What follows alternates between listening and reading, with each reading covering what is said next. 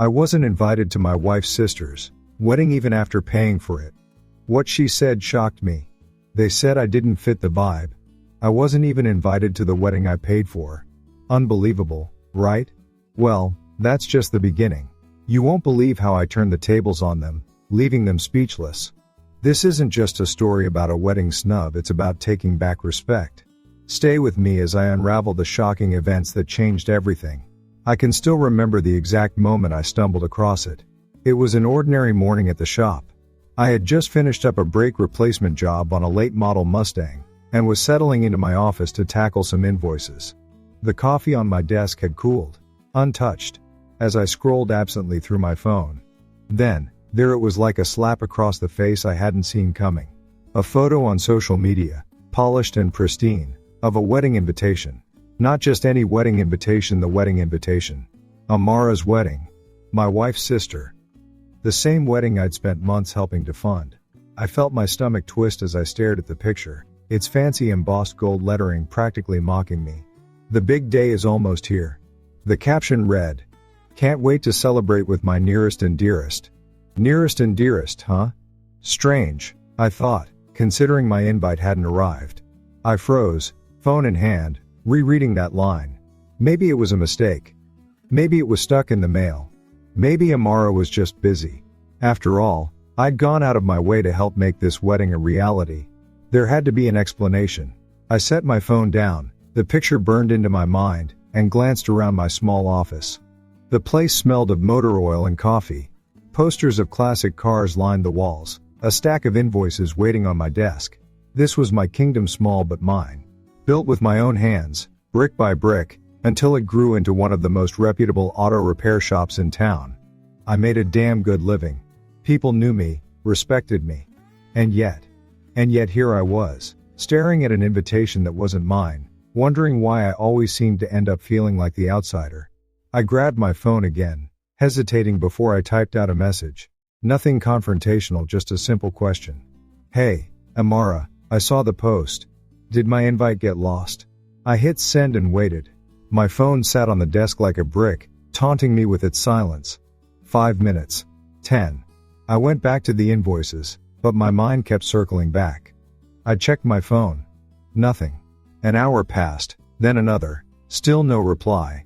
I could feel the tension rising, the sick pit in my stomach growing deeper. By the time the clock read noon, my coffee was stone cold, and I had reread the message at least 50 times. Finally, late that evening, my phone buzzed. I grabbed it so fast I almost dropped it. Amara's response was short and sweet. "Hey, we had to make some tough calls with the guest list. It's a very curated event, I hope you understand." I stared at the screen, reading the words over and over again.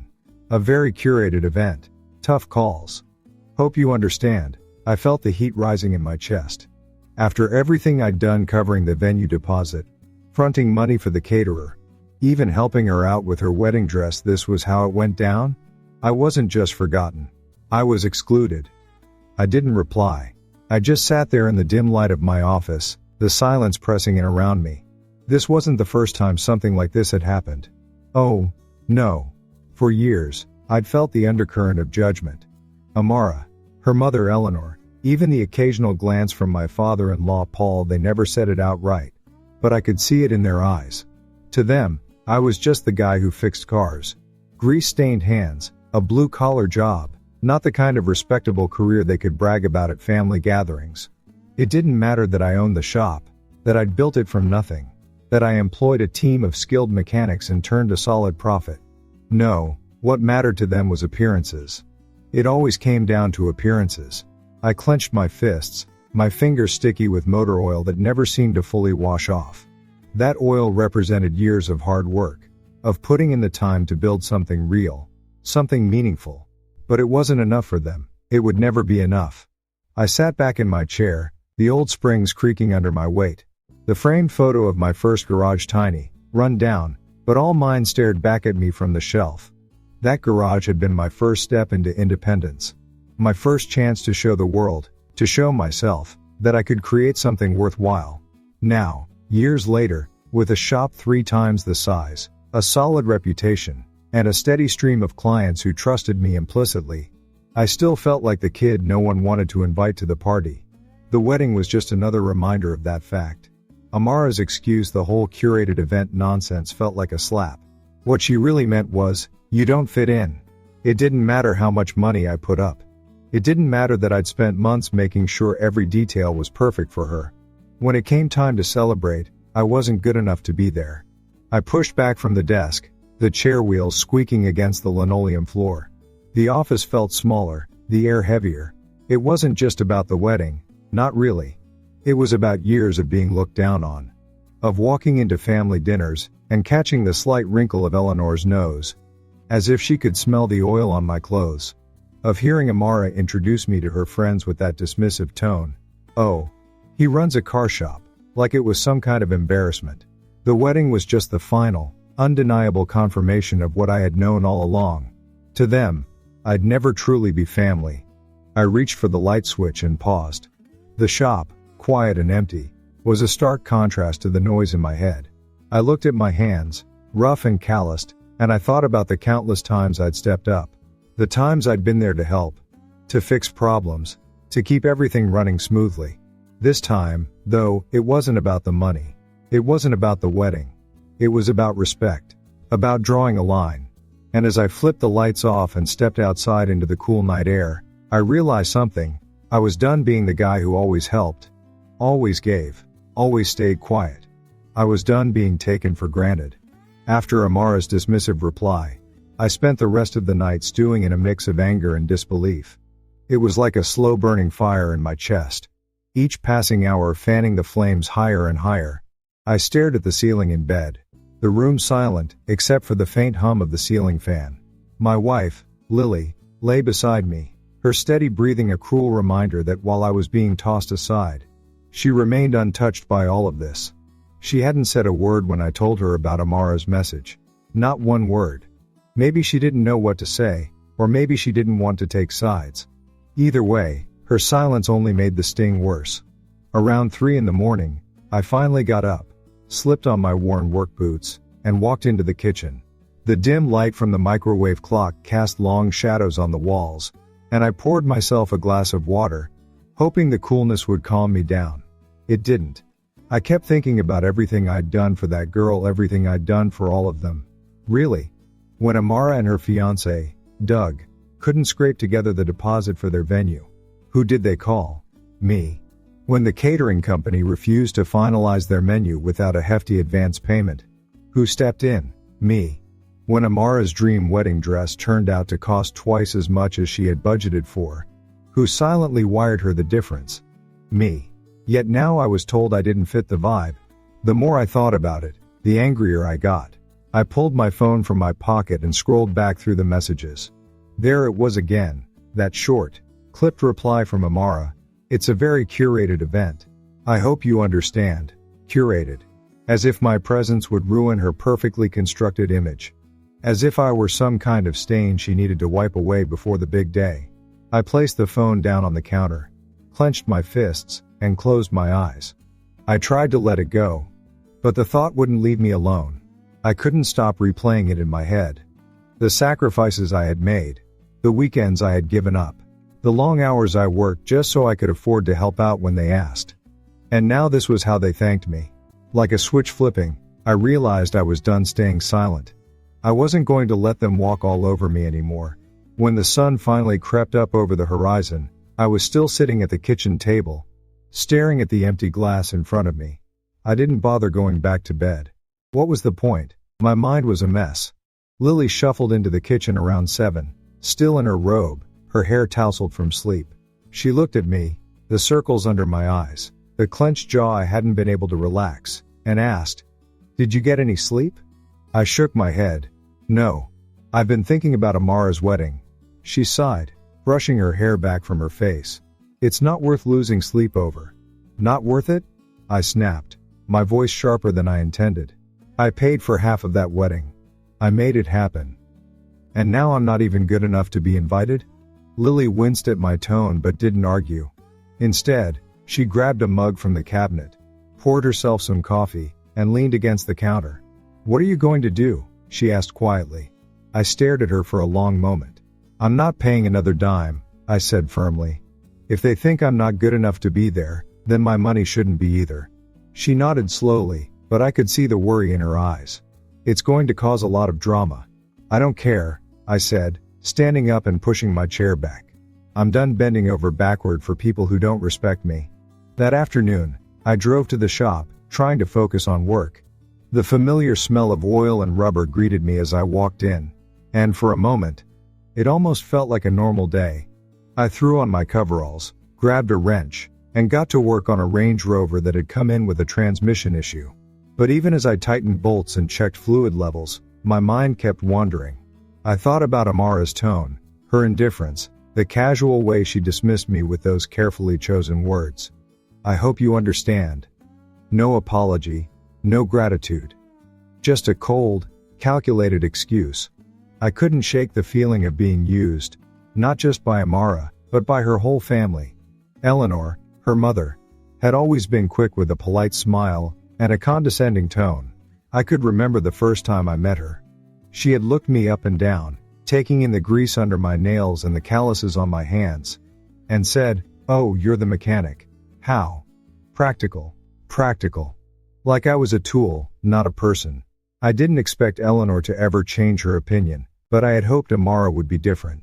I had hoped she would see me for more than just the guy who fixed cars. The next day, I got a call from Eleanor. I was sitting in the shop office, catching up on some paperwork, when her name flashed across my phone screen. I considered letting it go to voicemail but decided to answer. "Hello? Marcus." Eleanor's voice was smooth, almost too smooth. "How are you, dear? What can I do for you, Eleanor?" I asked, not in the mood for small talk. She hesitated, and I could hear the tension in her pause. "I just wanted to talk about the wedding," she said finally. "It's a very important day for Amara. I'm sure you understand." I closed my eyes and rubbed the bridge of my nose. "What about it?" "Well," she began, her tone shifting into something more persuasive. "There are still a few final payments that need to be taken care of. The cake, the florist. You've been so generous already, and I thought—" "No," I interrupted. There was silence on the other end. "Excuse me," she said, her voice sharper now. "No," I repeated. "I'm not paying for anything else. If Amara doesn't want me there, then she doesn't need my money either." "Marcus," Eleanor said, her voice dropping into a tone of forced patience, "I'm sure this is just a misunderstanding. Amara is under a lot of stress." "She didn't mean, she meant every word," I said, cutting her off again. "I'm not doing it, Eleanor. I'm done." I could feel the anger in her silence before she finally spoke again.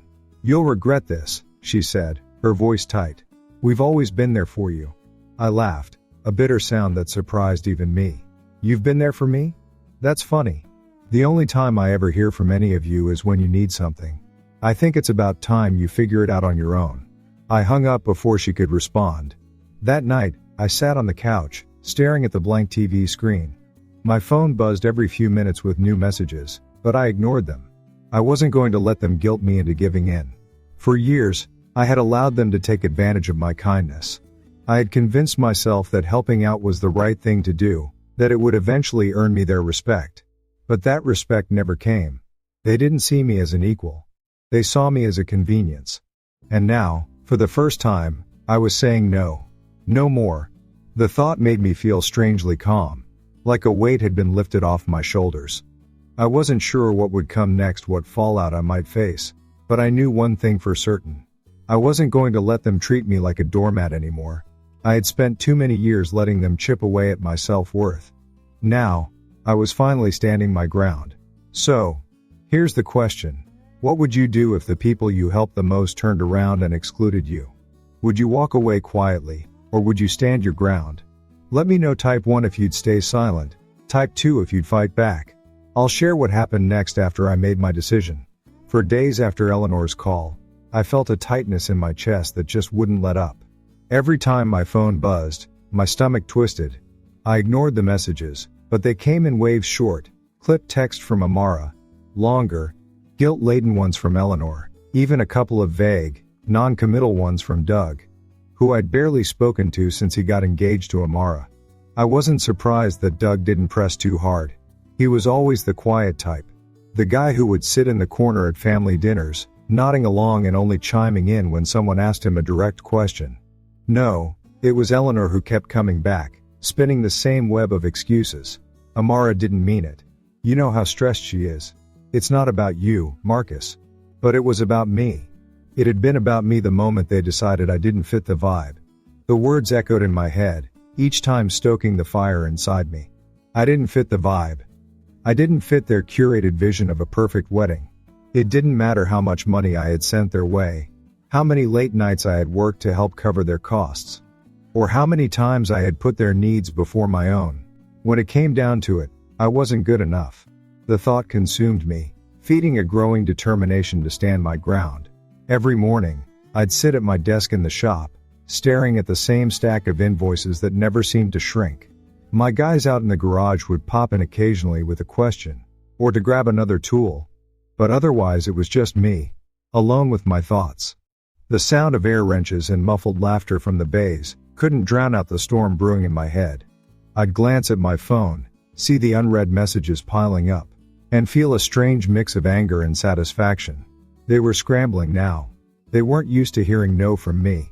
For years, whenever something went wrong, car trouble, home repairs, a surprise bill, I was the guy who stepped in, who solved the problem quietly, without expecting anything in return. But this time, I wasn't going to back down. One afternoon, I was working on an Escalade that had come in for a suspension repair. The smell of grease and hot rubber filled the air, the hum of the shop's overhead fans mixing with the rhythmic clatter of tools. I was elbow deep under the hood, wiping sweat from my forehead, when my lead tech, Chris, came up. "You all right, boss?" he asked, his voice tinged with concern. I paused, straightening up and rolling my stiff shoulders. "Yeah," I said, forcing a smile. "Just a lot on my mind." Chris nodded, his expression thoughtful. "If you need anything, you know we've got your back." I appreciated that Chris and the rest of the team were more than just employees to me. They were like family, a kind of family that didn't judge me by the grease under my nails or the oil stains on my jeans. I wiped my hands on a shop rag and went back to the Escalade. But my mind was elsewhere. I thought about how different things felt at work compared to the rest of my life. Here, I was respected. Clients trusted me to take care of their vehicles, to do the job right the first time. My team looked up to me, valued my opinion, and knew I'd never ask them to do something I wouldn't do myself. But at home, or at least around my in-laws, I was just the guy who owned a car shop. Just a mechanic. No matter how much I earned or how successful my business was, they'd never see me as anything more than a man who got his hands dirty for a living. By the end of the day, my inbox was filled with reminders, parts orders, client requests, invoices, and my phone was still buzzing with messages I didn't want to read. I closed up shop late, as usual, and on the drive home, I rolled down the windows, letting the cool night air rush in. The sound of crickets in the distance, and the steady rumble of my truck's engine, gave me a brief sense of peace. But as soon as I walked through the front door, that peace evaporated. Lily was in the kitchen, her arms crossed, her face lined with worry. "Eleanor called again," she said, her voice soft but edged with tension. I sighed, setting my keys on the counter. "What does she want now?" Lily looked at me, her lips pressing into a thin line. "She says you're being stubborn, that you're putting your pride before family." I let out a bitter laugh. Family? The same family that decided I'm not good enough to show up at their wedding. Lily didn't reply, her eyes flicking down to the floor. She had always been caught in the middle, torn between me and the people she grew up with. I hated putting her in that position, but I couldn't let it slide anymore. "Look," I said, trying to keep my voice calm. "This isn't about pride. It's about respect. I've bent over backwards for them, over and over, and they've never shown me even an ounce of appreciation. If they don't want me there, that's fine. But I'm not going to pay for something I'm not invited to." Lily nodded slowly, her expression resigned. "Just be prepared," she said, her voice almost a whisper. "This isn't going to end quietly." I knew she was right. I could feel it in the air, like the pressure building before a storm. They weren't going to let this go, and I wasn't going to give in. The line had been drawn, and for the first time in years, I was ready to stand my ground. I sat in my office, the sounds of the shop bustling just beyond the thin walls. The hum of the hydraulic lifts, the clang of a wrench on a metal surface, the faint hiss of air compressors, all of it was a kind of white noise that usually helped me think. But not that day. That day, all I could think about was the silence on my phone. The messages from Eleanor and Amara had finally stopped, but there was no apology, no acknowledgement, just nothing. I stared at the stack of work orders in front of me, trying to focus. I had a BMW in the bay that needed a full brake replacement, a Range Rover waiting on a suspension job, and an older F-150, whose owner swore it used to run fine before that weird noise started. Normally, I'd throw myself into the work, get lost in the grease and the grit, let the satisfaction of solving a problem wash away whatever frustration I was dealing with. But this wasn't like a stubborn bolt or a seized engine. This was personal. This was about the people who were supposed to be family treating me like I didn't belong. Chris stuck his head in the door. "Hey boss, you got a sec?" I motioned for him to come in. He was holding a clipboard, the corners of his mouth turned down. "Got a question about the bends in Bay 3. Looks like the air suspension's toast. You want me to order a new compressor, or try rebuilding the old one?" I tried to focus, but my mind was still stuck on the messages I hadn't received, the explanations that never came. "Go ahead and order the new one," I said, rubbing the back of my neck. "It'll save us time in the long run." Chris nodded, but he lingered for a moment. "Everything okay, boss? You seem distracted." I forced a small smile. "Yeah, just dealing with some family stuff. Nothing I can't handle." Chris gave me a sympathetic look before heading back out to the shop. I leaned back in my chair, staring at the ceiling. Family stuff. What a joke. I couldn't stop replaying the past few weeks in my head. All the times I'd been the one to step up. The nights I'd stayed late at the shop, so I could wire over the money they needed before the banks closed. The weekends I'd given up to help with whatever emergency they had cooked up. I thought about the look on Eleanor's face the first time I told her no. That flash of surprise, quickly masked by that tight-lipped smile of hers. "We've always been there for you," she had said, like it was some kind of justification. But I couldn't recall a single time they'd been there for me. When I was working 16-hour days to get my business off the ground, they weren't there. When I was struggling to make payroll during the first year of the shop, they weren't there. The only time I ever heard from them was when they needed something. I thought about calling Lily.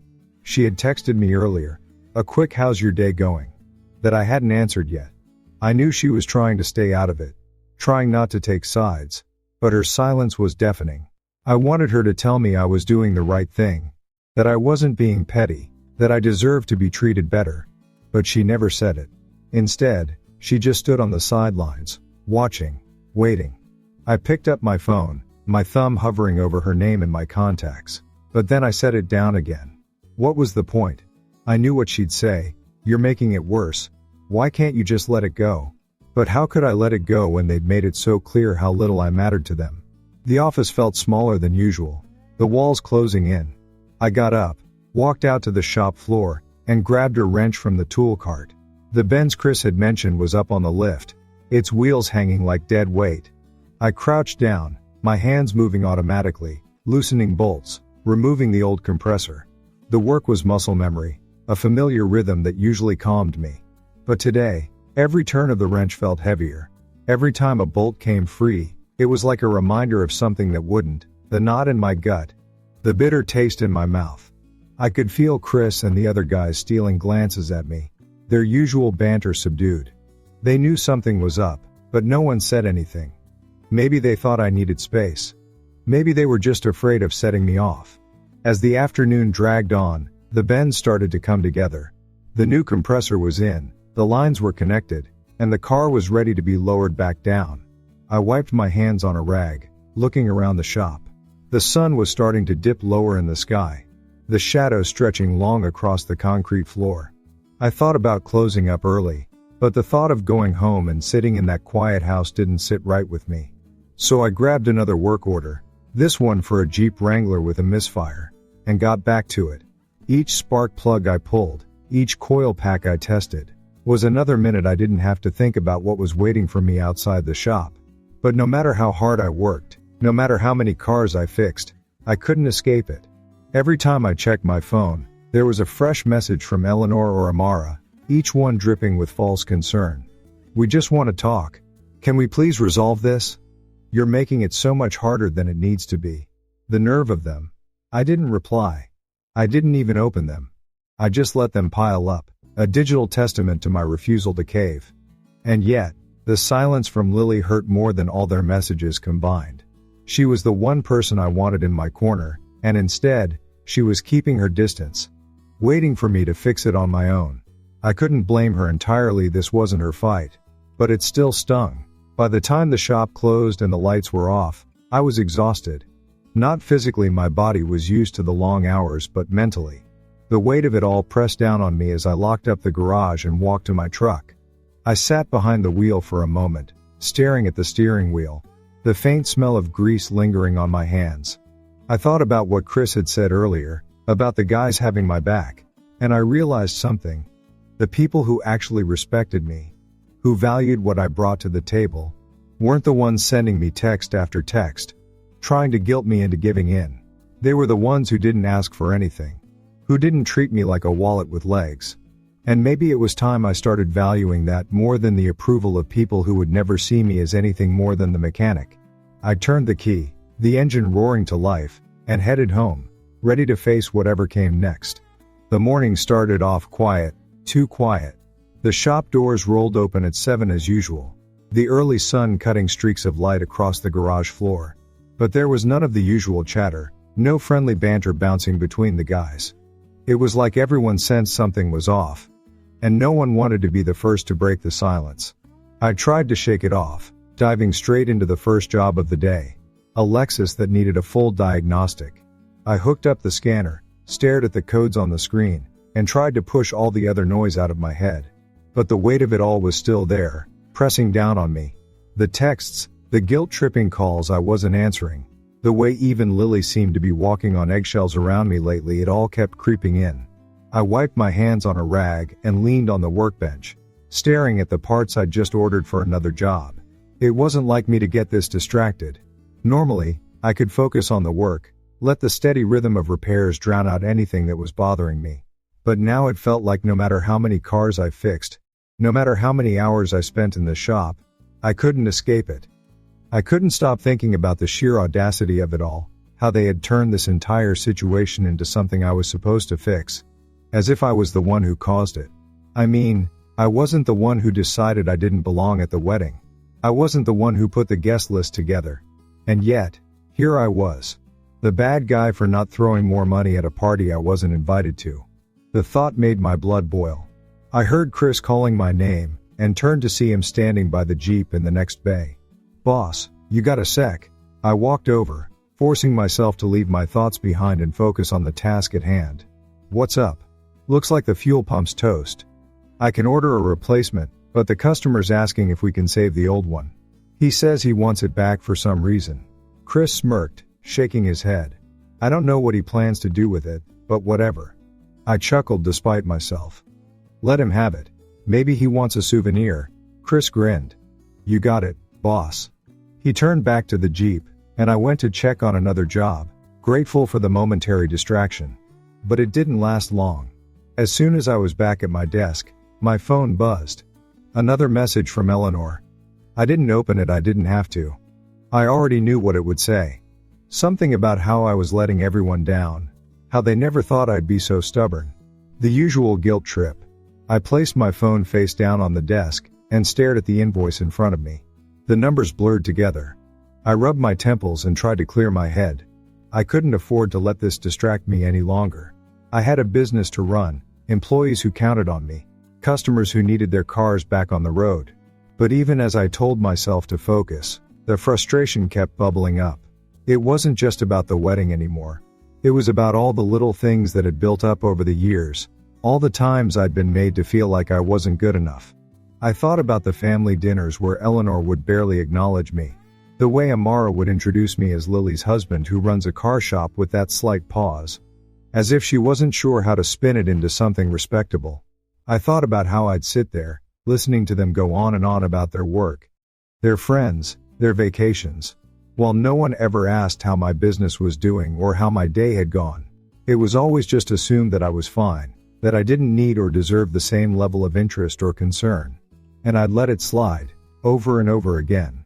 I'd told myself it didn't matter, that I was doing the right thing by helping out whenever they needed me, by keeping the peace. But now it was all crashing down on me at once, and I realized just how much it had been weighing on me. The sound of the garage door opening snapped me out of my thoughts. I glanced out the office window and saw a tow truck pulling in, a beat-up Chevy hanging off the back. Another job, another distraction. I grabbed my clipboard and headed out to the floor, nodding to the tow truck driver as he unloaded the Chevy. I took a quick look at the truck engine trouble, by the sound of it, and made a note to call the owner later. For now, it was one more thing to keep my hands busy, one more reason to avoid checking my phone. As the day wore on, I found myself retreating into the work more and more. I threw myself into every repair, every inspection, every diagnostic, as if I could sweat out all the frustration and anger. But no matter how hard I worked, no matter how many bolts I tightened or sensors I replaced, it never completely went away. By the time the shop closed and the guys were locking up, I was more exhausted than I'd been in a long time. I sat in the office, staring at the wall, the silence around me suddenly feeling heavy. For the first time, I wondered if I was handling this the right way. Should I have just let it go? Should I have given in, just to keep the peace? But every time I thought about it, every time I even considered picking up my phone to call Eleanor or Amara, that same bitter taste rose in my mouth. They hadn't treated me like family, they'd treated me like an ATM. And I wasn't going to let them get away with it anymore. I finally grabbed my keys and headed out, locking the office door behind me. The night air was cool, a welcome relief after the heat of the shop. I climbed into my truck and sat there for a moment, letting the engine idle. The dashboard lights glowed softly, the only light on the dark street. I took a deep breath, trying to clear my mind. No matter what happened next, I knew one thing for sure: I wasn't going to back down. I'd spent too many years letting them push me around, letting them take advantage of my hard work and generosity. This time, I was standing my ground, even if it meant facing the fallout alone. With that thought, I put the truck in drive and headed home, ready to deal with whatever came next. By the end of that week, it felt like my world had shrunk down to the four walls of my shop. The shop had always been a kind of sanctuary for me, a place where I could clear my head and focus on the tangible. When something broke, I knew how to fix it. When a part wore out, I replaced it. But no matter how many cars I repaired, no matter how many satisfied customers rolled off the lot, the storm in my mind refused to settle. I couldn't escape it. Eleanor's words, Amara's dismissal, the silence from Lily, they followed me everywhere. The shop that had always felt like a refuge now felt like a trap. Every noise, every clatter of a tool hitting the concrete, every muffled laugh from Chris or one of the other guys, it all grated on me, reminding me that I was stuck in the same cycle, day in and day out. It wasn't the work itself that got to me. I loved working on cars. There was something deeply satisfying about taking a machine that wasn't running right, diagnosing the problem, and getting it back on the road. But this week, every task felt heavier. The moment I finished one job, another would take its place. And no matter how much I tried to focus, my thoughts kept drifting back to the wedding. It wasn't just the wedding itself, it was everything it represented. For years, I'd told myself I didn't need their approval, that I didn't care what they thought of me. But now that they'd made it clear just how little I mattered to them, I couldn't pretend it didn't hurt. I couldn't pretend it didn't feel like a kick in the gut. By midweek, I was running on fumes.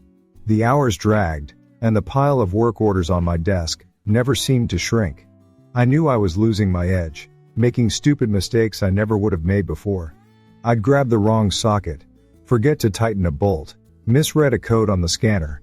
Chris must have noticed, because he started quietly double-checking my work, fixing little things without making a big deal out of it.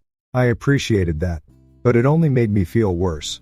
I prided myself on being the guy who had it together, the guy everyone could rely on, and now I was the one who needed help, the one who couldn't keep his head in the game. It felt like a failure, even if no one said it out loud. The breaking point came one evening when the shop had closed and the guys had all gone home. I stayed late, trying to catch up on paperwork, but every time I opened a new invoice, I found myself staring at it blankly, unable to concentrate. My phone sat on the desk, taunting me. I hadn't touched it in hours. Hadn't checked the latest round of messages from Eleanor or Amara. I knew what they'd say before I even opened them. More guilt, more pressure, more pleas to do the right thing. I tried to ignore it, but it was like a mosquito buzzing in my ear, constant, irritating, impossible to tune out. Finally, I picked up the phone and unlocked it, scrolling through the notifications. Sure enough, there were new texts from both of them. I didn't open them.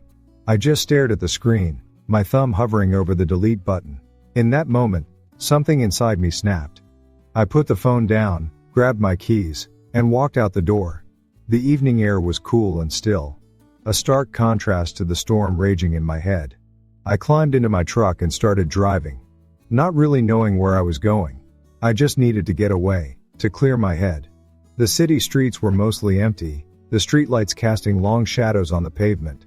I turned onto the highway, letting the steady hum of the engine and the rhythmic thump of the tires on the road fill the silence. I drove for miles, past the city limits, past the familiar landmarks I saw every day. It was only when I found myself on a quiet, winding country road that I finally pulled over. I stepped out of the truck and leaned against the hood, looking up at the sky. It was clear and filled with stars, the kind of view you don't get in the city. The cool air felt good against my skin, and for the first time in days, I felt like I could breathe. I didn't know what I was looking for out there, standing on the side of that dark road. I just knew I couldn't keep going the way I had been. I couldn't keep letting them get under my skin. Couldn't keep letting their opinion of me dictate how I felt about myself. I'd spent years bending over backwards for them, trying to prove that I was worth something, that I was more than just the guy who fixes cars. And where had it gotten me? Nowhere. They still saw me as less than. They still looked down on me, still dismissed me as if I didn't matter. I stayed out there for a long time, the quiet wrapping around me like a blanket. I thought about everything that had happened, everything I'd done, everything I'd given. I thought about all the times I'd told myself it didn't bother me, that I was above it, that I didn't care what they thought. But I did care. I cared too much. That was the problem. And now, standing under that endless sky, I realized I was done. I was done trying to win their approval, done trying to fit into their world. I didn't need their validation. I had my shop, my team, my customers, people who respected me, people who valued what I brought to the table. That was enough. It had to be enough. By the time I got back in the truck and turned around, it was late. The highway was nearly empty, just the occasional pair of headlights passing in the opposite direction. I drove back to the city, back to the shop, back to the life I'd built. And as I pulled into the lot, I felt a strange sense of calm. I didn't know what would happen next, didn't know how this whole thing would end. But I knew one thing for sure: I was done playing their game. I was done letting them make me feel small. I was done letting them take without giving anything in return. I parked the truck, turned off the engine, and sat there for a moment, staring at the dark windows of the shop. It wasn't much, but it was mine. And from now on, that was going to be enough. It was late at night when the knock on the door came, sharp and insistent. I'd been sitting in the living room, the TV on but muted, the low hum of the fridge the only other sound in the house. I'd just poured myself a drink, something to take the edge off after another long day at the shop. I didn't get up right away, hoping whoever it was might just go away, but the knocking continued louder this time. I sighed, setting the glass down, and stood. I half expected to see one of the neighbors, maybe the guy from down the street who always seemed to need a tool or some advice on his old Chevy. But as I pulled open the door, I froze. Eleanor stood there, her face set in that tight-lipped smile that never quite reached her eyes. She looked just as put together as always, hair perfectly styled, a neat coat draped over her shoulders. She glanced past me into the house, then back at me. "Marcus," she said. "May I come in?" I didn't move right away. My hand stayed on the doorknob, my body blocking the entrance. Part of me wanted to slam the door in her face, but another part, some old, ingrained sense of courtesy, made me step aside. "Sure," I said, my voice flat. She walked past me, her heels clicking softly against the floor. I closed the door behind her, took a deep breath, and turned to face her. "What do you want, Eleanor?" I asked, not bothering to hide the edge in my voice. She didn't answer right away. Instead, She took a slow look around the room, her gaze lingering on the stack of magazines on the coffee table, the faint smudge of grease on the corner of a chair arm, where I'd accidentally leaned after work. Finally, she turned back to me, clasping her hands in front of her. "I think we need to talk," she said. I crossed my arms, leaning against the wall. "I don't think we have much to talk about." Her smile tightened. "I understand you're upset." "Upset?" I repeated, raising an eyebrow. "That's one way to put it." Eleanor's eyes darted to the drink I'd left on the coffee table, then back to me. She took a step closer, lowering her voice like we were in some kind of private negotiation. "Marcus, I know this whole situation has gotten out of hand. Amara, she didn't handle things well. But you need to understand this isn't about you. It's about her day, her vision. She's under a lot of pressure, and... You think I don't get pressure?" I cut her off, my voice rising slightly. "You think I don't know what it's like to be under the gun? I've spent years working my ass off to build something from nothing. I've dealt with payrolls, deadlines, broken equipment, and customers breathing down my neck. And through all of that, I still found time to help your family when you needed it. I never said no, not once. But now, when it's your turn to show me a little respect, I'm suddenly not good enough to be included? I don't fit the vibe." Eleanor's composure faltered for just a second, barely long enough to notice, but it was there. She took a breath, straightened her shoulders, and tried again. "I understand how you feel. But surely you can see this isn't the right way to handle things. Withholding your help." I stepped forward, cutting her off. "Withholding? Withholding? Eleanor, I've been giving to you people for years. Years. I've covered bills, fixed cars, wired money, and never asked for a damn thing in return. And now, for the first time, I'm saying no and you call it withholding?" Her expression hardened. "Marcus, I'm not here to argue with you. I'm here to try and find a solution." I let out a bitter laugh. "A solution? You mean you want me to pay for the rest of the wedding?" Her silence was answer enough. I shook my head, the anger rising in my chest again. "Unbelievable. You come here, not to apologize, not to admit you were wrong, but to ask for more money. That's all I've ever been to you, isn't it? A paycheck. An ATM. Well, I've got news for you, Eleanor. The bank is closed." She flinched slightly at that, but she didn't back down. "You're making a mistake," she said quietly. "This will only drive a wedge between you and the family." "Good," I snapped. "If this is what being part of your family looks like, I'd rather be on the outside." Her eyes narrowed, and for the first time, I saw a flicker of genuine anger behind her carefully controlled exterior. "You'll regret this," she said. "Amara won't forget it. Neither will I." I stepped back, gesturing toward the door. "Then it sounds like you have your answer. I think we're done here." For a moment, she didn't move. She just stood there, her hands still clasped, her lips pressed into that thin line. Then, without another word, she turned and walked to the door. I followed her, opened it, and watched as she stepped outside. She paused on the porch, looking back at me one last time. "I hope you come to your senses," she said. I didn't respond. I just stood there, holding the door open, until she finally walked away. When I closed the door, the house felt different, quieter, heavier. I walked back into the living room, sank into the couch, and stared at the drink I'd left behind. The ice had melted, watering it down. I picked it up, took a sip, and leaned back. I wasn't sure what I expected Eleanor to say, but it didn't matter. Nothing she could have said would have changed my mind. They'd made their choice, and I'd made mine. For the first time in years, I felt like I was standing on solid ground. And no amount of guilt or pressure was going to knock me off of it. As I locked the door behind Eleanor and stood in the dim light of the entryway, I felt an uneasy calm settle over me. The conversation had played out exactly as I expected. No apologies, no accountability, just more demands. I leaned against the doorframe, staring at the pattern of shadows on the floor, and wondered why I even let her in. Deep down, I knew why. Some part of me still held on to the hope that maybe, just maybe, she'd say something that would make all of this easier. But Eleanor wasn't the type to admit she was wrong. She wasn't the type to see me as anything other than a walking checkbook. And that's why I was here, in this moment, feeling both furious and strangely relieved.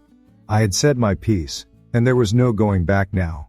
I made my way into the kitchen and grabbed a glass from the cabinet, filling it with water from the tap.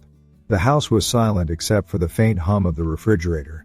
I didn't bother turning on the TV or the radio. The quiet felt heavy, but I couldn't bring myself to break it. I sipped the water, leaning against the counter, my mind running over the words Eleanor had thrown at me. You'll regret this. Maybe I would. Maybe this was the kind of thing that would haunt me down the road.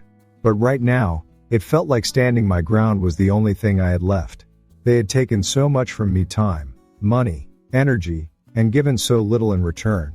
If I didn't put my foot down now, when would I ever?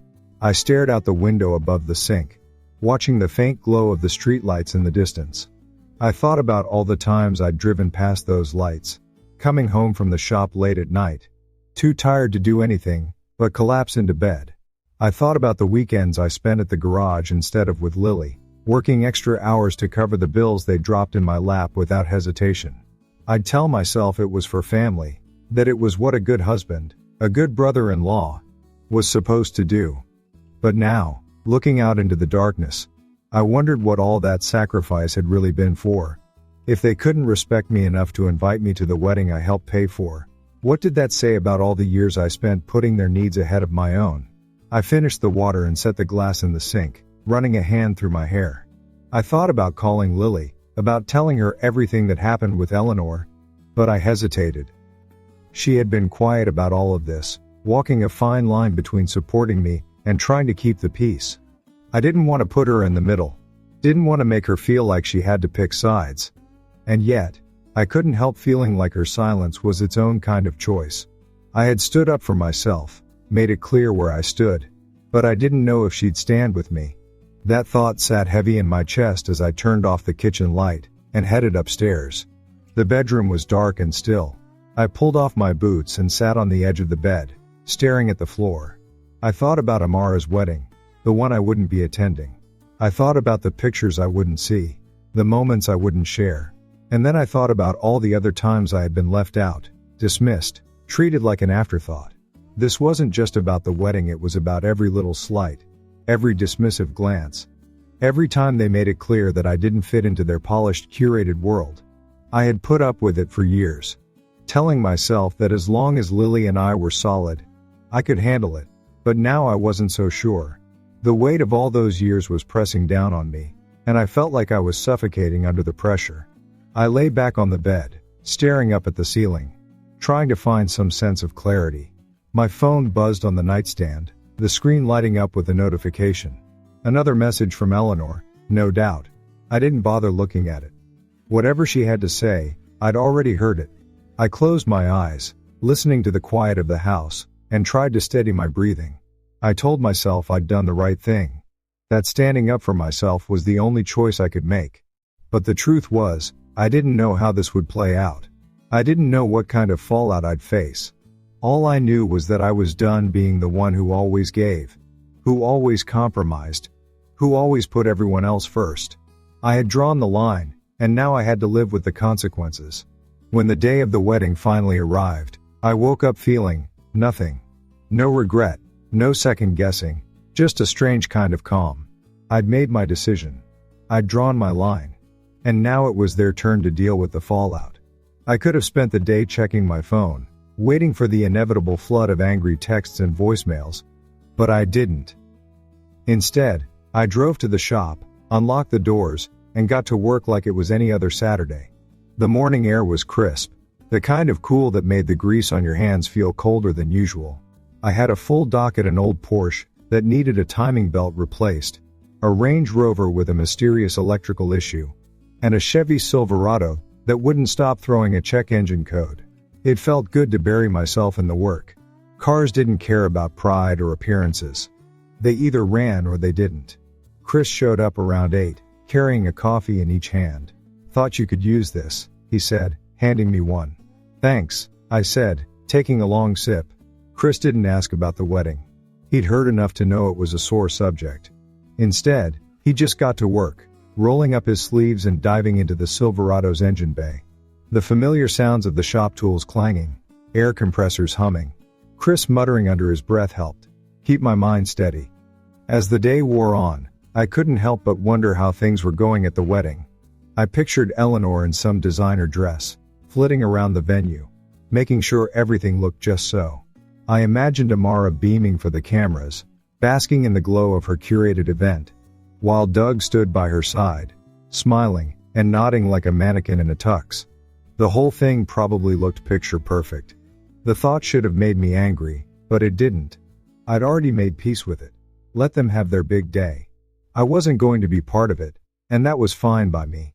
Around lunchtime, I got a text from Lily. I didn't check it right away, finishing up the Porsche's timing belt before finally pulling my phone from my pocket. Her message was short: "Call me when you can." I put the phone back in my pocket. I wasn't ready to talk yet. Not about the wedding, not about Eleanor, not about any of it. By mid-afternoon, the shop was running like clockwork. The Porsche was ready for pickup. The Silverado's check engine light was finally off. And Chris had managed to track down the electrical gremlin in the Range Rover. The work kept my hands busy, and that was exactly what I needed. When I finally locked up and got into my truck, the first thing I did was check my phone. A voicemail from Eleanor, a few missed calls from Amara, and a single message from Lily. I ignored the voicemail and the calls, but I read Lily's text again. "Call me when you can." Something about it felt different, less urgent, more understanding. I dialed her number and waited as it rang. "Hey," she said, picking up on the second ring. "Hey," I replied, leaning back in my seat. "What's up?" She hesitated, and for a moment, I thought she might try to convince me to change my mind. But instead, she just said, "I wanted to check in.